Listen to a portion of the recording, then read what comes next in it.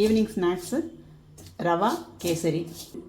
Stove on பண்ணி கடாயில் 2 spoon நெய் விட்டு ஒரு பருப்பை கட் பண்ணி போட்டு 1 டம்ளர் ரவா எடுத்து வறுத்துருக்குறேன். இப்போ இந்த டம்ளருக்கு ரவா எடுத்துருக்கேன். இதுக்கு 2 டம்ளர் பால் ஊற்றி வேக வைக்கிறேன்.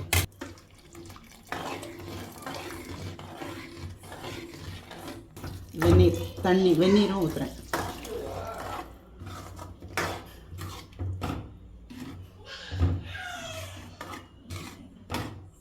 கலர் பவுடர், கேசரி பவுடர் வேண்டானாலும் உங்களுக்கு விட்டுக்கலாம், ஒயிட்டாக கிடைக்கும். இது கொஞ்சம் கலராக கிடைக்கும். இந்த டம்ளருக்கு 1 டம்ளர் ரவா எடுத்தேன், 2 டம்ளர் பால், 1 டம்ளர் வெந்நீர், 1.5 டம்ளர் ஜீனி. இப்போ அந்த ஜீனியை நான் சேர்க்குறேன். இனிப்பு உங்களுக்கு தேவையான அளவு போட்டுக்கலாம், கூட குறைச்சல் போட்டுக்கலாம்.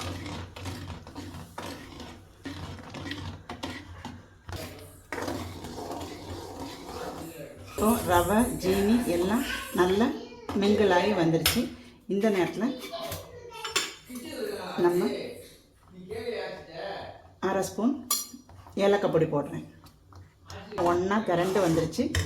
இந்த நேரத்தில் நம்ம 1 ஸ்பூன் அப்படியே மேல் டாப்பில் நெய் ஊற்றிக்கிறேன். ஊற்றி இப்போ ஸ்டவ்வை ஆஃப் பண்ணிடுறேன். இப்போ ஈவினிங் ஸ்நாக்ஸு சூடான சுவையான நமக்கு ரவா கேசரி ரெடி.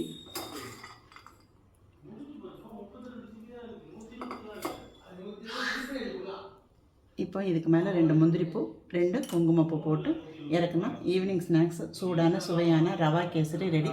இந்த ரெசிபி பிடிச்சிங்கன்னா நீங்களும் இதே மாதிரி செஞ்சு சாப்பிட்டு டேஸ்ட் பண்ணுங்கள். இந்த வீடியோ பிடிச்சா லைக் பண்ணுங்கள், ஷேர் பண்ணுங்கள், சப்ஸ்கிரைப் பண்ணுங்கள். நன்றி.